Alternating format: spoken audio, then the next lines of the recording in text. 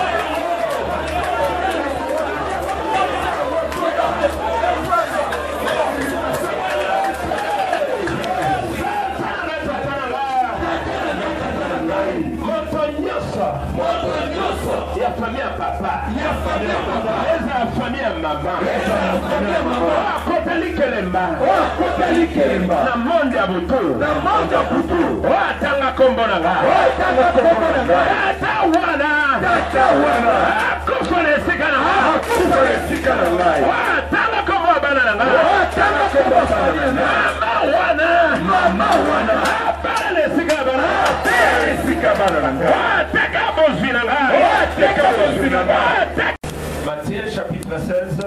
Matthieu chapitre 16. Le verset 13 à 19. Matthieu 16, 13 à 19. On nous lit au nom de Jésus. Matthieu chapitre 13. Chapitre 16, verset 13. Oui. Jésus étant arrivé dans le territoire de Césarée de Philippe, demanda à ses disciples: qui dit-on que je suis? Moi, le Fils de l'homme.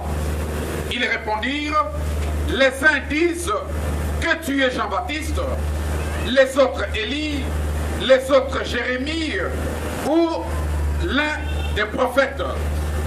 Et vous, leur dit-il, qui dites-vous que je suis? Simon-Pierre répondit: tu es le Christ, le Fils de Dieu vivant. Jésus, reprenant la parole, lui dit: tu es heureux, Simon, fils de Jonas, car ce ne sont pas la chair et le sang qui t'ont révélé cela, mais c'est mon Père qui est dans le ciel. Et moi, je te dis que tu es Pierre, et que sur cette pierre, je bâtirai mon église, et que les portes du séjour des morts ne prévaudront pas contre elle. 19. Verset 19. Je te donnerai les clés du royaume des cieux. Ce que tu lieras sur la terre sera lié dans les cieux. Et ce que tu délieras sur la terre sera délié dans les cieux. Tatananga tatanangai. Tatananga tatanangai. Pourquoi lelo? Pourquoi lelo? Ngai Pierre. Ngai Pierre. Yo Pierre. Ngai Pierre. Ngai Pierre. Naye panayo. Naye panayo. Pesanga bafongola. Pesanga bafongola. Oye kofongola bikuka vina ngai nyonso. Oye kofongola bikuka vina ngai nyonso. Pesanga bafongola. Pesanga bafongola. Bikuka vina ngai nyonso ekangama. Bikuka vina ngai nyonso ekangama. Efungwama. Efungwama. Kotina lobi porta ibala yo lobi efungwami. Amen. Porta momo. Efungwami. Porta voyage. Efungwami. Hey Yahweh. Hey Yahweh. Pierre. Pierre. Naye pana yo pourquoi lelo. Naye pana yo pourquoi lelo. Pesanga bafongola. Pesanga bafongola. Kofongola bikuka na ngai nyonso. Kofongola bikuka na ngai nyonso. Kuka na ngai libala. Kuka na ngai sante. Kuka na ngai mabota. Kuka na ngai voyage.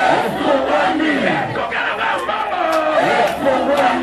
Kuka na ngai bana. Kuka na ngai stabilité. Kuka na ngai élévation. Kuka na ngai élévation. Kuka na ngai bonheur. Fandelo nyonso akanga. Afandeli lelo ndimbe banyekela nyonso na Jésus. Eko fongoli efungwama. Amen. Bien-aimé dans le Seigneur, Balinga bikati na kolo. pour ce thème de ce soir, Mama na likambo na biso poko lelo. s'intitule Ezali boye. Celui qui a la révélation du Fils de Dieu, Oyo azali na emondiseli ya mwana na Nzambe. il a les clés du succès. Azali na fongola ya esengo. Il a les clés de bonheur. Azali na fongola ya bolamu. Il a les clés de bénédiction. Azali na fongola ya mapamboli. Ce jour-là, Mokolo yango wana Jésus au milieu de ses disciples Yesu kati na bayekoli na ye va leur poser cette question. atuni bango mpe motuna oyo. Qu'est-ce que le monde dit de moi que je suis? Baye mokili bakolobaka nini na ntina na ngai. Lui qui est Dieu, Ye oyo azali Nzambe. est-ce qu'il ne veut pas son identité? Boye ayebaki te nani azali. Mais il voulait Kasi alingaki nde quelle est l'opinion des autres.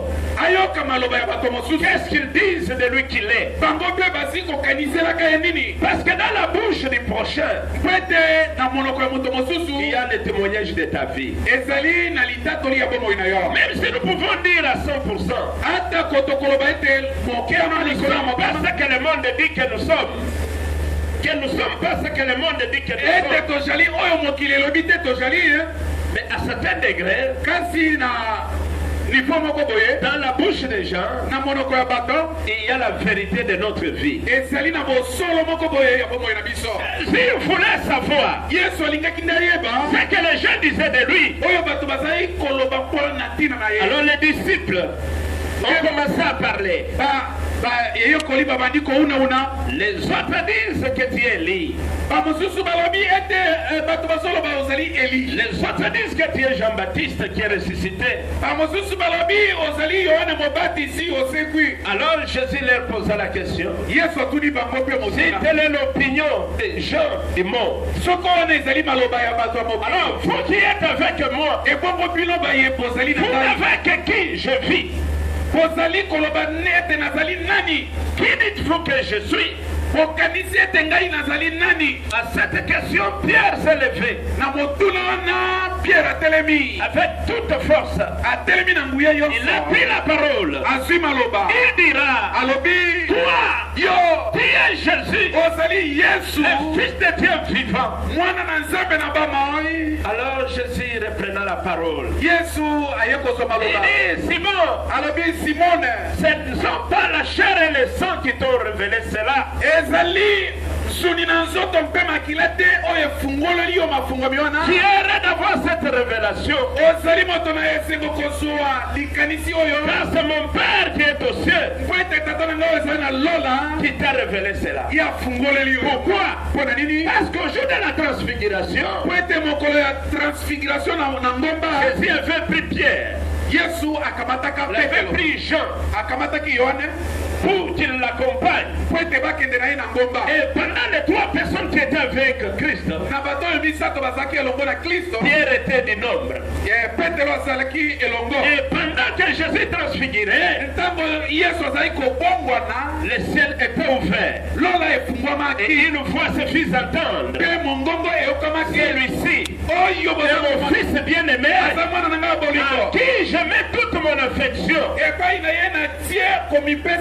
Écoutez-les pour votre délivrance. Écoutez-les votre bénédiction. Écoutez-les pour votre bonheur. Écoutez-les. Là, le ciel nous recommande Christ comme la seule personne que nous devons écouter pour notre bonheur, pour notre guérison, pour notre délivrance, pour notre bonheur. Il n'y en a pas 2. Il n'y en a pas 3. Quand bien même il y aura des prophètes, il n'y en aura pas comme Jésus. Quand bien même il y aura des apôtres, il n'y en aura pas comme Jésus. Car c'est le seul nom qui nous a été donné au ciel, sur la terre, à Mongo, à Matete, à Bateke, par lequel nom nous puissions voir les salis, par lequel nom nous puissions voir la délivrance. C'est pourquoi ce soir, je verrai que quiconque est venu puisse placer sa foi dans ce nom de Jésus pour qu'il laisse ce dont il a besoin, pour que Dieu réponde à sa demande. Il n'y a pas de salut dans le nom d'Abraham. Il n'y a pas de salut dans le nom de pasteur. Mais le salut est dans le nom de Jésus. Parce que c'est le seul nom qui nous a été donné. Que ce soit en dessous des eaux, que ce soit sur la terre, que ce soit au ciel. Et devant du nom de Jésus, le nom de la maladie doit fléchir. Devant du nom de Jésus, le nom des sorciers doit fléchir. Devant du nom de Jésus, tout ce que le monde du ténèbre a dit au devant de toi, loi doit tomber.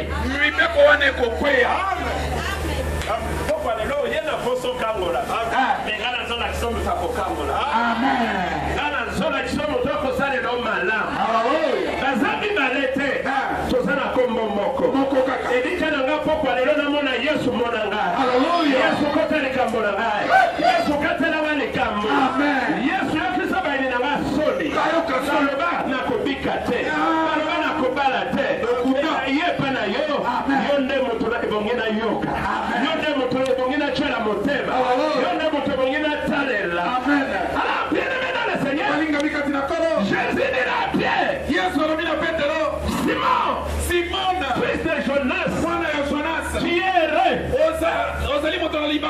vois cette révélation, car ce ne sont pas la chair et le sang qui t'ont révélé cela. C'est mon Père, c'est mon Père qui est au ciel, qui t'a révélé. Parce que tu as la révélation que je suis Pierre. Et sur ce roc, je bâtirai mon église. En outre, je te donne les clés. Je te donne les clés du royaume. Celui qui a la révélation du Fils de Dieu, Dieu lui donne les clés. Les clés servent à quoi? À ouvrir et à fermer. quiconque a la révélation de Dieu, que Jésus guérit de toute maladie, aujourd'hui il va ouvrir une porte, la porte de sa guérison. Il va ouvrir une porte, la porte de sa délivrance.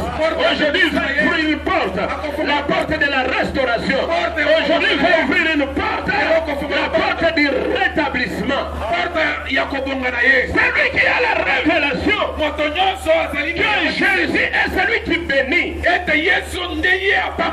aujourd'hui il va ouvrir une porte de bénédiction, pour que la pauvreté sorte de sa vie, pour que la sécheresse sorte de sa vie. Celui qui a la révélation, c'est celui qui donne les enfants. Aujourd'hui il va ouvrir une porte pour que la maternité soit son partage et que l'infertilité tombe. L'infertilité. Amen. Amen. Oui, quand même. Qui est combat? Alors, bien aimé dans le Seigneur, quand on a la révélation de Jésus, que Jésus est le Fils de Dieu, à qui Dieu a mis toute son affection, nous savons aussi qu'au travers de Jésus, la réponse à nos problèmes est dispo. Et nous savons au travers de Jésus la solution à nos questions est disponible. Alors ce soir, j'aimerais dire, comme Jésus donnera à Pierre les clés du séjour, il lui donnera les clés du royaume des cieux pour dire, c'est que toi tu ouvriras sur la terre, au ciel aussi, ça sera ouvert. Le nom de Fongoli Santé na yo, le nom de Fongoli Libera na yo, le nom de Fongoli